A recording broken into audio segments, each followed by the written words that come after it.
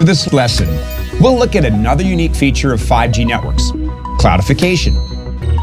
5G is designed to provide extremely low latency and very large amounts of bandwidth. It's also very flexible, so that it can be deployed in a wide range of scenarios. Network cloudification plays a key role in enabling 5G to meet those expectations. All telecommunication networks have a network core. The core is the part of the network that manages data. The core works with two types of data. First, the core manages control data. That means it recognizes who you are and what rights you have to access the network. Secondly, it recognizes user data, like emails, instant messages, videos, websites, and applications. You can think of the core as a package sorting station in a courier company like DHL. User data are the packages to be delivered. Control data are the address labels identifying the sender and receiver. In that analogy, the function of the core is to ensure that each package gets on the correct truck, ship, or airplane on the way to its final destination. Before 5G, core network functions were carried out in dedicated facilities full of switching gear. In the very early days of telecoms, most of the core's functions were actually executed manually. Users would dial into a phone company switching center and tell an operator whom they wanted to connect to. These days are obviously long gone. Some of you watching this video have probably never even talked to a phone operator. For the past 20 years at least, most network operations have been almost entirely automated. Like other industries, the telecom sector has been undergoing a digital transformation in recent years by tapping into the processing power and flexibility of the cloud.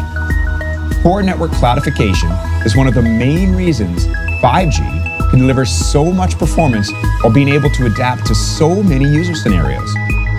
Instead of running entirely on dedicated hardware sitting at an operator's central office, the core in 5G mostly relies on a new cloud-based architecture called Network Function Virtualization, or NFV. This means that network functions are mostly provided by cloud-based software. NFV enables the decoupling of the two core's main functions, managing user data and managing control data.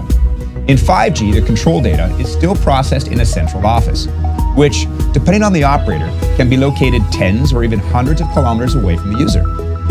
User data, however, is processed in the cloud. This feature of 5G is called Control and User Plane Separation, or CUPS.